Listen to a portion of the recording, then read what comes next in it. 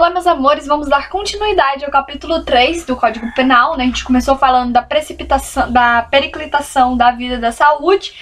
E eu fiz um vídeo falando do artigo 130, né? Que é o perigo de contágio venéreo. E agora a gente vai analisar o artigo 131 do Código Penal, que fala do perigo de contágio de moléstia grave. Então, a primeira informação que a gente tem que ter aqui, é a diferença entre moléstia venérea e moléstia grave, tá? Bom, a gente viu quando a gente estudou o artigo 130 no último vídeo, quem não viu, eu vou deixar aqui na descrição o link. A gente viu que moléstia venérea são doenças sexualmente transmissíveis, que são transmitidas a partir do ato sexual ou do ato libidinoso, da relação sexual ou do ato libidinoso. Lembrando que relação sexual abrange também sexo oral e anal, e ato libidinoso, qualquer ato praticado a fim de esvaziar o desejo sexual. Agora, o artigo 131 cita a moléstia grave. O que seria moléstia grave? Seria qualquer doença capaz de perturbar seriamente a saúde do indivíduo. Então, qualquer doença que traga uma perturbação, que perturbe seriamente, gravemente a saúde do indivíduo é tida como uma moléstia grave, né? O próprio nome fala, uma doença grave, uma moléstia grave. Só que assim, por que é importante a gente fazer essa diferenciação entre moléstia venérea e moléstia grave? Porque uma moléstia venérea, ela também pode ser moléstia grave, certo? Se a gente pode ter uma doença que é transmitida a partir da relação sexual, que é também ao mesmo tempo uma doença muito grave, que pode trazer uma perturbação muito séria na saúde do indivíduo. Então o que acontece? Esse artigo 131 também vai abarcar a moléstia venérea quando ela for grave e quando ela não foi transmitida sexualmente. Então, se a gente tem uma moléstia venérea que foi transmitida de uma forma diferente do sexo ou do ato libidinoso, vai se enquadrar no artigo 131, tá? Por quê? Porque o artigo 131 fala o seguinte: praticar com o fim de transmitir a outrem moléstia grave de que está contaminado, ato capaz de produzir o contágio. Olha só, o caput do artigo 131 mostra pra gente que o crime do artigo 131, o crime de perigo de contágio de moléstia grave, é um crime de forma livre. O que significa isso? Não está exigindo uma forma para ele ser executado. Fala aqui, ó, ato capaz de produzir o contágio. Só tem que ser um ato capaz de contagiar a outra pessoa com aquela moléstia grave. Mas não está especificando que ato é esse. Diferente do artigo 130, que falou que tinha que ser por relação sexual ou ato libidinoso. O artigo 130 a gente viu que ele tem uma forma vinculada. Vinculada ao quê? Vinculada ao tipo penal. O tipo penal exige uma forma para sua execução. O artigo 130 não. Então, se a gente tiver uma moléstia venérea, que também é grave, e que foi transmitida de uma forma diversa da relação sexual do ato libidinoso, foi transmitida de uma outra forma, vai se enquadrar no artigo 131, tá? Então tem que ficar atento a isso. Vamos lá, qual que é o objetivo jurídico e o objetivo material do tipo penal do artigo 131? Bom, o objetivo jurídico é tutelar, proteger a vida e a saúde do indivíduo, do ser humano. É a mesma coisa no artigo 130, proteger a saúde e a vida do ser humano. O objeto material é a pessoa que está submetida àquele ato, àquela conduta que é possível, apta a produzir ou a contagiar ela com a doença. Então, a pessoa que está sendo submetida ao contágio ali com a doença, ela é o objeto material do tipo penal do artigo 131, tá? Outra observação, antes de eu entrar aqui no núcleo do tipo e tal, é que a pena do artigo 131 é uma reclusão de 1 a 4 anos ou multa.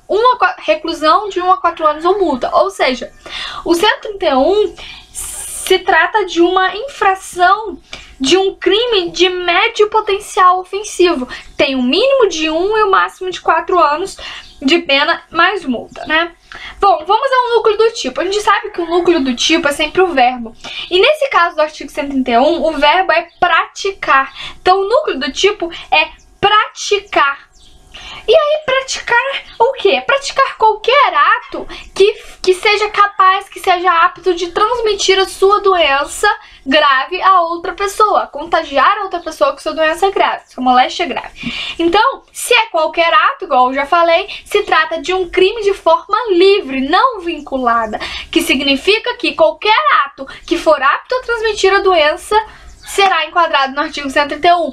O tipo penal não exige uma forma para ser executado o crime. Pode ser executado de qualquer forma apta, claro, né? Admite qualquer meio de execução, como eu disse, é livre. E esse meio de execução ele pode ser direto ou indireto. Direto é quando a pessoa utilizar do contato físico para fazer essa transmissão. Por exemplo, um aperto de mão, espirra na sua cara. Tem ali um contato físico para se realizar essa transmissão. Agora, o meio indireto é quando a pessoa utiliza de qualquer outro meio, de qualquer outro objeto que não seja o contato físico, que não seja o seu corpo. Então, por exemplo, espirrou ali na xícara de café e passou ela pra você. Um copo, a pessoa tá, sei lá, com algum vírus ali, vai ali, bebe num copo, passa pra você pra transmitir aquele vírus a você também. Então, foi utilizado outros objetos, foram utilizados outros meios que não fossem um contato físico para ser realizado, para ser praticado, né, para praticar o contágio, a contaminação. Então, olha só, o núcleo do tipo é praticar qualquer ato, ou seja, forma livre, desde que o ato seja apto, óbvio, né, não pode ser uma coisa que não tem nada a ver, que não tem como transmitir, tem que ser um ato que possa transmitir essa doença a outra pessoa, mas pode ser qualquer ato. Então, forma livre.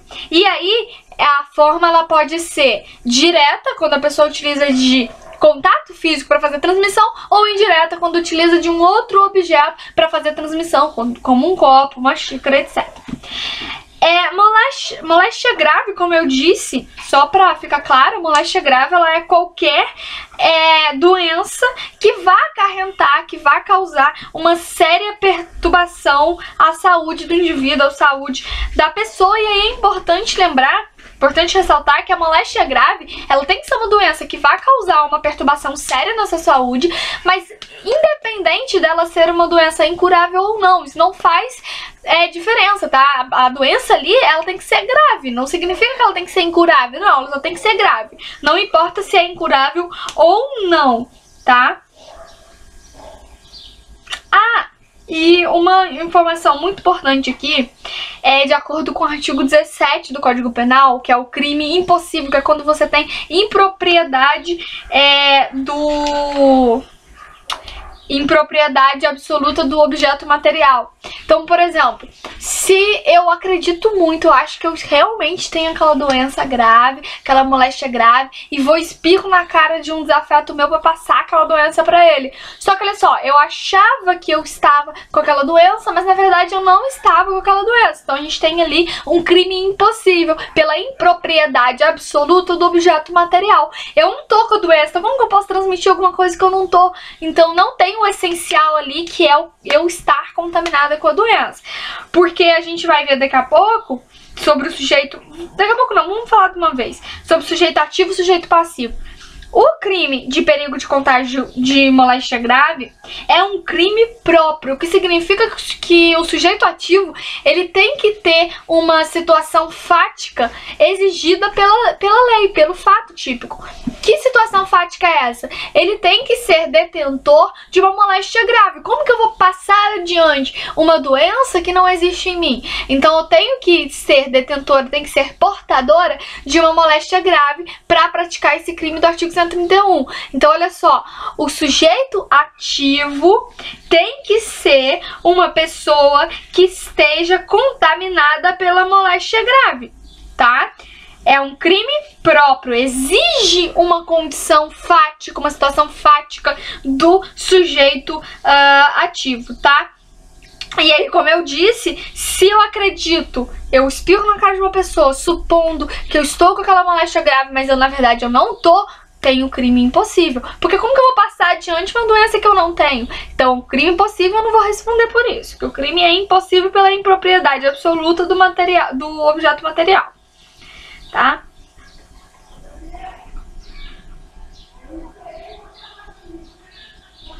Já o sujeito passivo, né, ele pode ser qualquer pessoa, inclusive pode ser uma pessoa que também é portadora de uma outra doença de uma outra moléstia grave. Então, por exemplo, eu sou portadora de uma doença grave, já tô correndo risco, né, minha saúde já não tá legal, tá bem debilitada, e aí uma pessoa vai espirrar na minha cara pra passar uma outra doença grave pra mim. E aí, quando ela faz isso, aquela doença que ela passa pra mim, que transmite pra mim, agrava ainda mais o meu quadro, né, de saúde. Então, olha só, como trouxe uma gravidade, agravou ainda mais meu quadro de saúde, vai ser considerado sim praticado esse crime, tá? Porque foi possível agravar o meu quadro de saúde. Agora vamos supor que eu tenho uma doença muito grave e é científico, comprovado cientificamente que não tem mais como agravar, já tô no último estágio, não tem mais como agravar o meu estado de saúde. Então nesse caso o crime vai ser impossível. Se uma pessoa pegar e espirrar na minha cara pra passar uma doença grave pra mim, vai ser tido como um crime impossível. Por quê? Porque não tem nem como agravar mais meu estado de saúde. Pô, já tô na merda, não tem mais o que agravar ali, tá? Bom, o elemento subjetivo. Qual que é o elemento subjetivo do crime de perigo de contágio de moléstia grave, artigo 131? Olha, o artigo 131 é um crime doloso, tá? Então não tem previsão de culpa. E como a gente viu, acho que o artigo 18 fala isso, né? Que você não pode criar tipos penais culposos, tá? Se não tá falando que é culpa, não tem culpa, tá? Então ele é um crime doloso, o que significa que tem que estar presente o elemento subjetivo dolo, tá? Então a gente tem aí no artigo 131 um dolo que a gente chama de dolo direto, que é você expor a vítima diretamente ali ao perigo de contágio da moléstia grave. E aí, olha que legal, o elemento subjetivo, o dolo, ele está junto com o fim de transmitir, com uma finalidade especial. Então o artigo 131 exige ainda uma finalidade especial. Exige, olha só, quando ele fala assim, praticar com o fim de transmitir. Então olha só, a pessoa tem que estar praticando o crime ali com o fim de transmitir. Aí, por isso que não tem que falar em culpa, né? Você só tem que falar em dolo. Porque você tem que estar, o que? Na sua cabeça, a intenção de transmitir a pessoa. Você não tá espirrando na cara da pessoa à toa. Você tá espirrando porque você quer transmitir aquela doença grave àquela pessoa. Então, isso exclui a culpa e exclui o dolo eventual também, tá? Porque olha só, o artigo 131 exige o fim de transmitir, exige uma finalidade especial, um fim especial. Então não tem como você falar que a pessoa assumiu o risco. Ela não assumiu o risco. Ela tem que ter agido porque aquilo já era uma intenção dela. Ela já estava aqui, ó, partida destinada àquele fim especial exigido pela lei. Então, como a lei exige um fim especial, que é você agir com a finalidade de transmitir praticar um ato com a finalidade de transmitir aquela doença grave a outra pessoa, exclui a figura do dolo eventual. Então, não tem dolo eventual aqui no artigo 131, só tem o dolo direto mesmo, tá? Então, olha só, aí você fala assim, não tem culpa, não tem dolo eventual, beleza. Mas se culposamente eu causei uma lesão corporal na pessoa com esse ato, culposamente, eu não queria, mas culposamente eu causei uma lesão corporal. Nesse caso, a pessoa não vai responder pelo artigo 131, mas sim vai responder pelo artigo 129, agora eu não lembro qual parágrafo, mas enfim, vai responder pela lesão corporal culposa. Gente, consumação. Como que se consuma... Como é feita a consumação do artigo 131, do perigo de contágio de moléstia grave? Bom, a gente está diante de um crime formal, o que significa dizer que não precisa alcançar um resultado naturalístico. Então basta o quê? Basta você querer transmitir aquela doença. Basta você causar o perigo de contágio àquela pessoa. Você não precisa efetivamente ter transmitido a doença. Só o fato de você querer isso e ter agido para isso já Ih, meu Deus. Já leva à consumação. Por quê? Porque a gente está diante de um crime de perigo, tá? Não é um crime de dano, é um crime de perigo. Então você só expor a pessoa ao perigo de contágio de doença grave, da moléstia grave, já é o suficiente para a consumação daquele crime.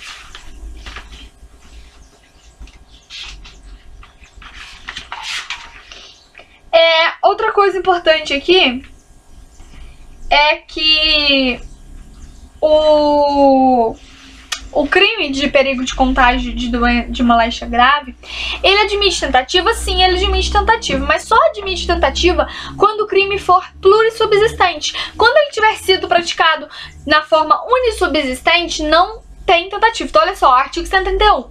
O artigo 131 pode ser praticado de forma unissubsistente, pode ser unissubsistente ou pode ser plurissubsistente. Lembrando, plurissubsistente, conduta fracionada, dividida em atos, tá? Fiz isso primeiro, depois isso, depois isso.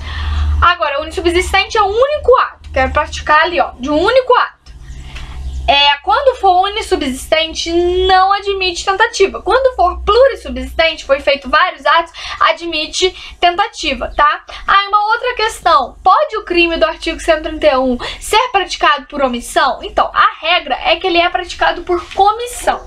Mas pode sim haver a modalidade omissiva quando estiver presente a figura do artigo 13, parágrafo 2º do Código Penal. O que é isso? A pessoa tá ali na função de garante, de garantidor, de impedir que aquilo aconteça. Então, por exemplo, eu tô com meu filho lá no carnaval, na rua, chega um estranho e espirra na cara dele uma vez. Aí, ao invés de eu tirar o meu filho de perto do estranho, não, eu fico só olhando, o cara vai e espirra mais 2 vezes na cara do meu filho. Eu estou ali na função de garantir, eu tinha que tirar meu filho daquela situação. Então, sim, nesse caso eu posso responder sim pelo artigo 131 na modalidade omissiva imprópria, porque eu estava na função de garante, beleza? O concurso de crimes. Cabe concurso de crimes? Bom, sim, cabe o concurso de crimes formal. Por exemplo, quando eu queria praticar ali o artigo 131, queria transmitir a doença pro meu desafeto, pro meu inimigo ali, só que eu consegui transmitir a doença para ele e ainda, em decorrência da transmissão da doença, eu causei uma... como chama? Eu provoco uma epidemia. Nesse caso, eu vou responder pelos 2 crimes, pelo perigo de contágio de moléstia grave e pela epidemia, que está no artigo 267. Então, nesse caso, eu vou responder pelo 131 e 267 em concurso formal, tá? Então, sim, cabe concurso formal de crimes. Se você não lembra que é concurso formal de crimes, tem vídeo aqui no canal sobre isso, mas tá lá no artigo 70 do Código Penal. Tá? Lembrando que o artigo 70 se divide em dois, tá? A primeira parte fala do concurso formal próprio, que não há desígnios autônomos, e a segunda parte fala do concurso formal impróprio, que é quando há desígnios autônomos. Penúltima informação aqui. A ação penal do artigo 131. O perigo de contágio de moléstia grave, ele é processado mediante a ação penal pública incondicionada, tá? Então não há condições para ser feita a denúncia, tá? Se você não lembra o que é ação penal pública, condicionada, incondicionada, etc., tem vídeo aqui no canal sobre ação penal também, tá? Enfim, voltando aqui, última informação para fechar o vídeo. Cabe suspensão condicional do processo no caso do artigo 131? Cabe a sursis processual? Sim, cabe a sursis processual, porque a gente viu que é uma infração de médio potencial ofensivo, tem uma pena de mínimo 1 e máximo 4 anos, mais multa. Então, sim, cabe a sursis processual, mas lembrando que tem que, para poder aplicar a sursis processual, tem que preencher os requisitos objetivos e subjetivos que estão elencados no artigo 89 da Lei 9.099 de 1995. Então, se preencher todos os requisitos exigidos pelo artigo 89 da Lei 9.099 de 1995, sim, sem problema nenhum, cabe sursis processual. Tá? Então é isso, gente. Até o próximo vídeo. Espero ter sido útil. Qualquer coisa, os comentários estão aí pra isso. Eu vou deixar aqui na descrição do vídeo o link da página no Facebook, o Instagram, que eu coloco mapas mentais lá, que é @direito_em_mapas. Direito em Mapas. E vou deixar também meu e-mail, quem quiser, de repente, pedir sugestões de sugerir temáticas de vídeo, ou fazer alguma complementação mesmo, ou enfim, trocar experiências, estamos aí pra isso, tá bom? Então, um grande beijo e até o próximo vídeo.